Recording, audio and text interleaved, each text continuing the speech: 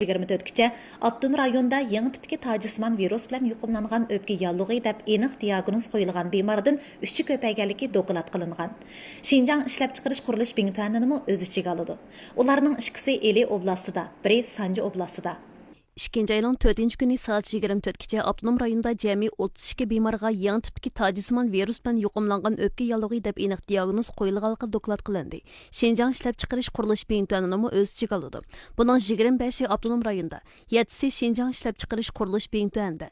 Aniq diagnoz qo'yilganlarning 12si Urumchi shahrida, 9i Ili oblastida, biri Turpan shahrida, biri Aqsu viloyatida, 2si Sanji oblastida, biri Bingtuan 7-shisida, biri Bingtuan 8-shisi Shixansa shahrida, 4i Bingtuan 9-shisida, biri Bingtuan 6-shisida.